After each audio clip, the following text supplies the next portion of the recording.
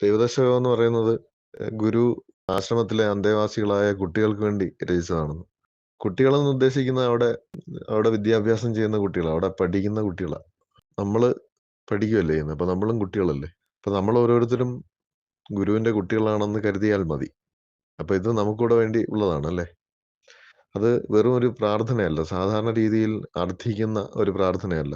നമുക്ക് അല്പസമയത്തേക്ക് കിട്ടുന്ന സന്തോഷം തരുന്ന കാര്യങ്ങൾക്ക് വേണ്ടി നമ്മൾ വഴിപാടുകളും ഒക്കെ ചെയ്യാറില്ലേ, അല്ലെങ്കിൽ പ്രാർത്ഥനകൾ ചെയ്യാറില്ലേ, അർച്ചന നടത്താറില്ലേ. അതിലൂടെയൊക്കെ കിട്ടുന്ന താൽക്കാലിക സുഖത്തിന് വേണ്ടിയുള്ളൊരു പ്രാർത്ഥനയല്ല ദൈവദശകം.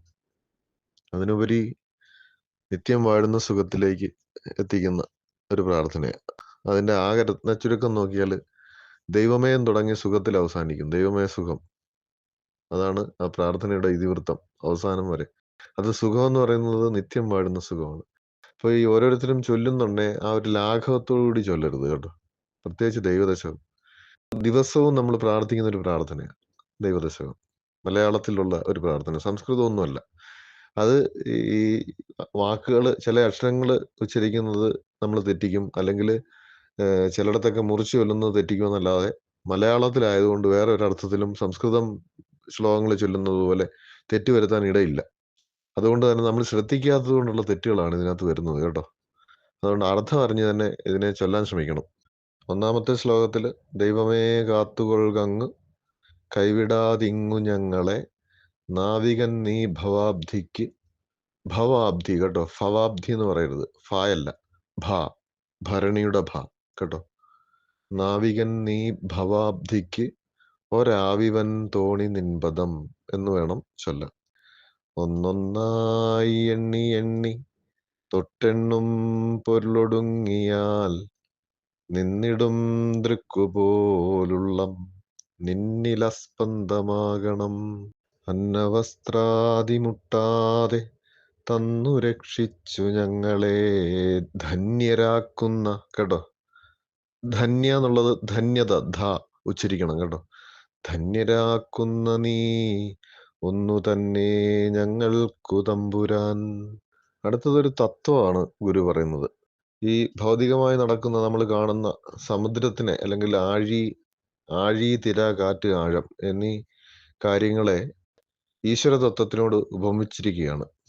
അപ്പൊ 4 കാര്യങ്ങളെ പറഞ്ഞിട്ട് ഈശ്വരന്റെ 4 കാര്യങ്ങൾ, ഈശ്വരനെ പറ്റിയുള്ള 4 കാര്യങ്ങളെ, അല്ലെങ്കിൽ ദൈവത്തിന്റെ 4 ഗുണങ്ങളെയും തട്ടിച്ചു വെച്ച് അല്ലെങ്കിൽ ഉപമിച്ചാണ് ഗുരു പറയുന്നത്. അതുകൊണ്ട് അത് ചൊല്ലുമ്പോൾ പ്രത്യേകം ശ്രദ്ധിക്കണം. ആഴിയും തിരയും കാറ്റും അങ്ങനെ നിർത്തി ചൊല്ലരുത് കേട്ടോ. ആഴവും പോലെ ഞങ്ങളും അങ്ങനെ നിർത്തി ചൊല്ലരുത്. ആഴി, തിര, കാറ്റ്, ആഴം, ഇതുപോലെ ഞങ്ങളും മായയും നിൻ മഹിമയും നീയും എന്ന് ഉള്ളിലാകണം. ഇതൊരു തത്വമാണ്. ആഴിയും തിരയും കാറ്റും ആഴവും എങ്ങനെയാണോ ഒരുപോലെ ഇരിക്കുന്നത്, അല്ലെങ്കിൽ ഒന്നായിട്ടിരിക്കുന്നത്, അതുപോലെ ഞങ്ങളും മായയും നിൻ മഹിമയും നീയും എന്നുള്ള തത്വം എനിക്ക് ബോധ്യമാകണം എന്നാണ് അതിൻ്റെ അർത്ഥം. അത് ചൊല്ലുന്നുണ്ടേ. ആഴിയും തിരയും കാറ്റും ആഴവും പോലെ കേട്ടോ. അത് 4 ഒരുമിച്ച് പറഞ്ഞു നിർത്തണം. ആഴിയും തിരയും കാറ്റും ആഴവും പോലെ. പോലെ എന്തുമായിട്ടാ ഉപമിച്ചേക്കുന്നത്? ഞങ്ങളും മായയും നിൻ മഹിമയും നീയും എന്നുള്ളിലാകണം കേട്ടോ. ഇങ്ങനെ വെച്ചിരിക്കണം. ആഴിയും തിരയും കാറ്റും ആഴവും പോലെ ഞങ്ങളും മായയും നിൻ മഹിമയും നീയും എന്നുള്ളിലാകണം, അല്ലെങ്കിൽ നീയുമെന്നുള്ളിലാകണം എന്ന് പറയണം. പല ആളുകളും നീയും എന്നുള്ളിലാകണം, എൻ്റെ ഉള്ളിലാകണം എന്ന് ഉച്ചരിക്കുന്നുണ്ട്. അത് തെറ്റാണ് കേട്ടോ. ഈശ്വരൻ നമ്മുടെ ഉള്ളിലുണ്ടെന്ന് പറഞ്ഞിട്ടില്ലയോ? അകവും പുറവും തിങ്ങുന്ന മഹിമാവാണ്, അകത്തും പുറത്തും ഒരുപോലെ ഇരിക്കുന്ന അതാണ് ഈശ്വരൻ അല്ലെങ്കിൽ ദൈവം അല്ലേ. അതിനി എൻ്റെ ഉള്ളിലാകണമെന്ന് പറയേണ്ട കാര്യമുണ്ടോ? അപ്പൊ ഈ തത്വം നമ്മുടെ ബോധത്തിൽ ഉറപ്പിക്കണമെന്നാണ് പറയുന്നത്, ഇതുകൊണ്ട് ഉദ്ദേശിക്കുന്നത്. അതുകൊണ്ട് എന്നുള്ളിലാകണമെന്ന് പറയരുതാരും, നീയുമെന്ന് ഉള്ളിലാകണം. ഈ ഒരു തത്വം എനിക്ക് ബോധ്യമാകണം എന്നാണ് അതിന്റെ അർത്ഥം. അടുത്ത വരി എല്ലാവരും തെറ്റിക്കുന്നതാണ്. നീയല്ലോ സൃഷ്ടിയും സ്രഷ്ടാവെന്ന് പറയണം കേട്ടോ. സ്രായ, സൃ. അവിടെ സാ എഴുതിയിട്ട് ഇടത് സൈഡിൽ ഒരു വര ഇട്ട് കഴിഞ്ഞാൽ അത് സ്രായാണ് കേട്ടോ.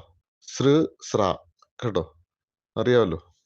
കൃതി എന്ന് പറയുന്നത് പോലെ സൃ എന്ന് പറയും. സൃഷ്ടി, സ്രഷ്ടാവ്, സൃഷ്ടിജാലം. സൃ സ്ര സൃ ഉച്ചരിക്കുന്നുണ്ടെ അങ്ങനെ വേണം. നീയല്ലോ സൃഷ്ടിയും സ്രഷ്ടാവായതും സൃഷ്ടിജാലവും. നീയല്ലോ ദൈവമേ സൃഷ്ടിക്കുള്ള സാമഗ്രിയായതും.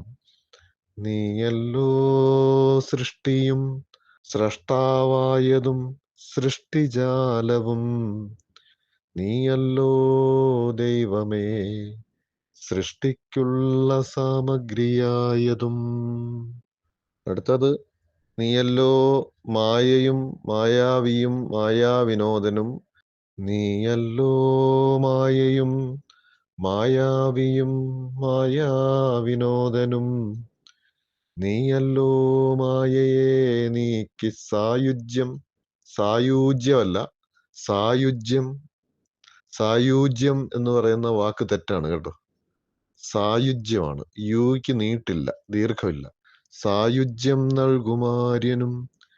നീയല്ലോ മായയും മായാവിയും മായാവിനോദനും. നീയല്ലോ മായയെ നീക്കി സായുജ്യം നൽകുമാര്യനും. അടുത്തത് നീ സത്യം ജ്ഞാനമല്ല, ജ്ഞാനം. ജായും ഞാനും ഞായും കൂടെ ഉച്ചരിക്കണം കേട്ടോ. ജ്ഞാനം, അജ്ഞാനം, ജ്ഞാനം എന്നൊക്കെ പറയത്തില്ലേ. നീ സത്യം ജ്ഞാനമാനന്ദം. നീ തന്നെ വർത്തമാനവും ഭൂതവും ഭാവിയും. ഭായൊക്കെ ഭരണി എന്ന് ഉച്ചരിക്കുന്നത് പോലെ നന്നായിട്ട് ഉച്ചരിക്കണം. നമ്മുടെ ചിരി തമ്മിൽ കൂട്ടിമുട്ടണം ഭ എന്ന് പറയുമ്പോൾ കേട്ടോ. ഭൂതവും ഭാവിയും വേറല്ലോതും മൊഴിയും ഓർക്കിൽ നീ. മൊഴിയാ കേട്ടോ. വേറല്ലോതും മൊഴിയും ഓർക്കിൽ നീ കേട്ടോ. വേറല്ലോതും മൊഴിയും ഓർക്കിൽ നീ. ഭൂതവും ഭാവിയും, അതായത് നീ സത്യം ജ്ഞാനമാനന്ദം. നീ തന്നെ വർത്തമാനവും ഭൂതവും ഭാവിയും വേറല്ലോതും മൊഴിയുമോർക്കിൽ നീ. അതിങ്ങനെയും ചൊല്ലാം. നീ സത്യം ജ്ഞാനമാനന്ദം. നീ തന്നെ വർത്തമാനവും ഭൂതവും ഭാവിയും വേറല്ല ഓതും മൊഴിയുമോർക്കിൽ നീ. ഇത്തരത്തിൽ വേണമെങ്കിലും ചൊല്ലാം കേട്ടോ, തെറ്റല്ല. അങ്ങനെ ചൊല്ലിയാലും ശരിയാണ്. അടുത്തത് അകവും പുറവും തിങ്ങും മഹിമാവാർന്ന. മഹിമാവ് ആർന്നാ കേട്ടോ. അത് മുറിച്ചു കൊല്ലണ്ട. മഹിമാവാർന്ന നിൻ പദം കേട്ടോ, അങ്ങനെ ചൊല്ലണേ.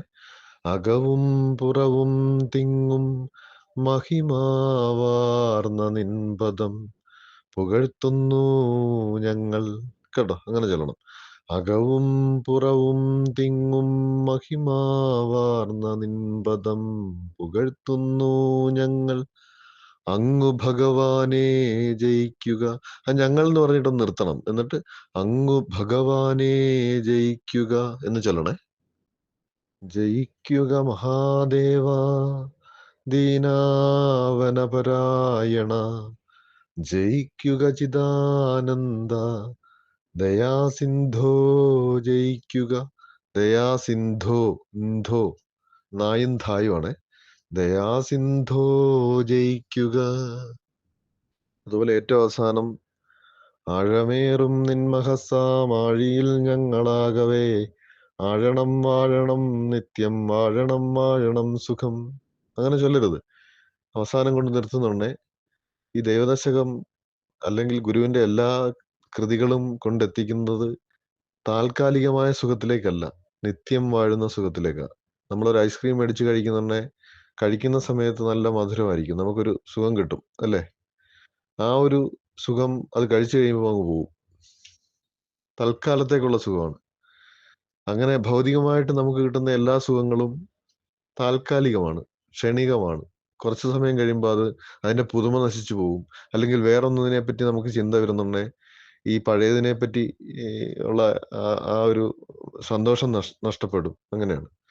ഒരു മാരുതി ഓൾട്ടോ മേടിക്കുന്നവന് കുറച്ചു ദിവസം ഓടിച്ചു കഴിയുമ്പോൾ ബെൻസ് വേണമെന്ന് തോന്നത്തില്ല എന്ന് പറഞ്ഞതുപോലെ. അപ്പോൾ താൽക്കാലികമായ സുഖങ്ങളാണ് ഇതൊക്കെ. പക്ഷെ ഗുരു നമുക്ക് ഈ ബ്രഹ്മവിദ്യയിലൂടെ ആത്മവിദ്യയിലൂടെ പകർന്നു നൽകുന്നത് നിത്യം വാഴുന്ന സുഖമാണ്. അതാണ് ദൈവദശകം കൊണ്ട് നിർത്തുന്ന വരിയാണത്. നിത്യം വാഴുന്ന സുഖം. അത് മുറിച്ച് ചൊല്ലരുത് കേട്ടോ. അപ്പോൾ ദൈവമേ എന്ന് വിളിച്ചാൽ ഏറ്റവും അവസാനം കൊണ്ട് നിർത്തുന്നത് നിത്യം വാഴുന്ന സുഖത്തിലാണ്. അതുകൊണ്ട് ചൊല്ലുന്നത് ഇങ്ങനെ ആയിരിക്കണം.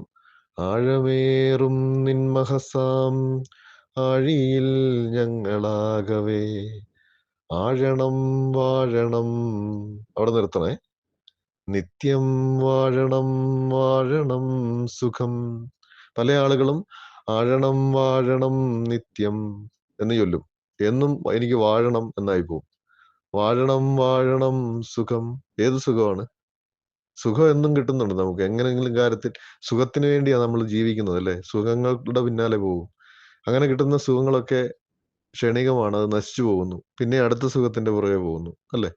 അപ്പോൾ ഓരോരോ താല്പര്യങ്ങളുടെ പുറകെ നമ്മൾ ഓടുകയാണ്. ആ താല്പര്യം ഉള്ളത് നമുക്ക് ലഭിച്ചു കഴിഞ്ഞാൽ പിന്നെ അടുത്തൊരു കാര്യത്തെപ്പറ്റി നമ്മൾ ചിന്തിക്കും. അപ്പോൾ ഇതൊന്നും ശാശ്വതമായ സുഖങ്ങളല്ല. ഏറ്റവും ശാശ്വതമായിട്ടുള്ളൊരു സുഖത്തെ പറ്റിയാ ഗുരു പറയുന്നത്. അതുകൊണ്ട് അത് ചേർത്ത് തന്നെ പറയണം. നിത്യം വാഴണം വാഴണം സുഖം.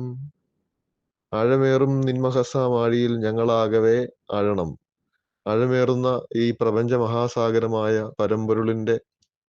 പരമ്പൊരുളാകുന്ന സാഗരത്തിൽ ആഴ്ന്നു കഴിഞ്ഞാൽ മാത്രമേ നിത്യം വാഴുന്ന സുഖത്തില് നമുക്ക് എപ്പോഴും നിലയുറപ്പിക്കാൻ പറ്റും. അപ്പൊ അതുകൊണ്ട് അതിനുവേണ്ടിയുള്ള പ്രാർത്ഥനയാകണമെങ്കിൽ നമ്മളിങ്ങനെ അറിഞ്ഞുച്ചരിച്ച് ചൊല്ലണം കേട്ടോ. ദൈവദശകം നമ്മൾ ദിവസവും നമ്മുടെ നിത്യപ്രാർത്ഥനയിൽ ചൊല്ലുന്നതാണ്. ദിവസവും ചൊല്ലുന്നവരെല്ലാവരും എനിക്ക് തോന്നുന്നു ഒരു 10 വർഷമായിട്ട് ഇതിനെപ്പറ്റി പല ആളുകളും തിരുത്തി ഇങ്ങനെ ദൈവദശകം തിരുത്തി പല ഇടങ്ങളിലും പറയുന്നുണ്ട്. പക്ഷെ ആരും അത് ഫോളോ ചെയ്യാറില്ല. ദൈവദശകം നിർബന്ധമായിട്ടും പഠിച്ചു ചൊല്ലണം കേട്ടോ. ആഴമേറും നിൻമഹസാം ആഴിയിൽ ഞങ്ങളാകവേ ആഴണം വാഴണം നിത്യം വാഴണം വാഴണം സുഖം. ഓം ശാന്തി ശാന്തി ശാന്തി. നിത്യം വാഴുന്ന സുഖത്തിൽ അമർന്ന് ജീവിക്കുന്നവന്, ജീവിതം നയിക്കുന്നവന് ഈ ആദിഭൗതികം, ആധ്യാത്മികം, ദൈവികം എന്നീ 3 തരത്തിലുള്ള ദുഃഖങ്ങളാണ് സംസാര ദുഃഖങ്ങൾ. ആ ദുഃഖങ്ങളിൽ നിന്നുള്ള 3 തരത്തിലുള്ള ശാന്തി ഉണ്ടാവും. ആ ശാന്തി ഉണ്ടാകാനുള്ള പ്രാർത്ഥനയാണ്. അതുകൊണ്ടാണ് ഏറ്റവും അവസാനം 3 പ്രാവശ്യം ശാന്തി ശാന്തി ശാന്തി എന്ന് പറയുന്നത് കേട്ടോ. അപ്പൊ ഇത് അറിഞ്ഞ് ചൊല്ലുന്നുണ്ടേ അതിന് ഗുണം കിട്ടും. ആ ഗുണം നിത്യം വാഴുന്ന സുഖമായിരിക്കും. അതുകൊണ്ട് എല്ലാവരും ശ്രദ്ധിക്കണം കേട്ടോ. സമയമില്ലെന്ന് അറിയാം ആർക്കും. സമയമുള്ളപ്പോൾ കേൾക്കുക. ഗുരു ഓം തത്സത്ത്.